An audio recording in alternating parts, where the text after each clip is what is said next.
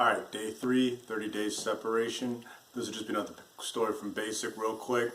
So, before all the stuff from yesterday about how I'd been at Basic for a little while, it was still 0 week, actually turned into first week, and we already had all, like 3 of the 4 element leaders were already like picked, and I had, before I left, it was like, hey, whatever you do, don't make sure nobody ever knows who you are, just stay there, don't say nothing, don't do nothing.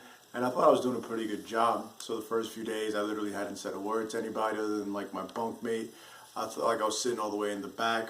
No one had even looked at me. I thought I was like in the cut. So it's our first day of PT, and we had this real Fanuki dude that was the element leader, just super soft, pudgy. Like you could tell I'd never done a push-up in his life. So we're sitting there on the PT pad, and we're on our back and we're doing flutter kicks. And I can't see nothing, right, because I'm looking up at the sky. And all I hear is the TI's up on the top of the thing, and he's screaming, and he goes, whatever the fuck this dude's name is. He's like, hey, you know, if you put your feet down again, you're fired or whatever. And I'm just sitting there, you know, kicking like whatever. All right, blah, blah, blah. So all of a sudden he goes, you better, you're fired.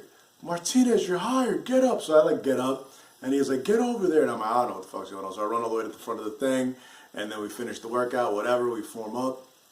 And I looked to my left, I looked to my right, and it just dawned on me that all like 4 element leaders were like the four of like the 7 brown dudes in our flight, because everybody else from the flight was just super Caspers from I think they were all from North Carolina actually. Now that I think about it, so you know, we get back and I'm like, all right, well this is fucking weird. I didn't even know they knew what my name was back then.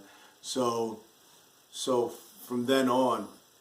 You're always getting asked who your flight is, what are you doing. So we'd be outside and people would come running up, like, who the hell's flight are you? And we'd tell them, like, oh, we're from this squadron, this flight. And they'd be like, I don't know who the hell that is. And I'm like, well, we're the affirmative action flight, because we're the ones with the 4 brown dudes that are in the front all the time.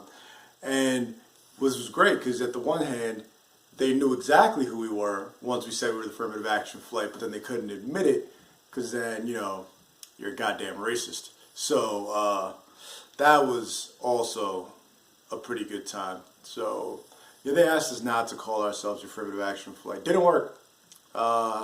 Unfortunately, that did not work for them. They probably would have tried harder if, unlike other TIs that weren't busy raping female airmen and stuff. But, yeah, affirmative action flight. Good times.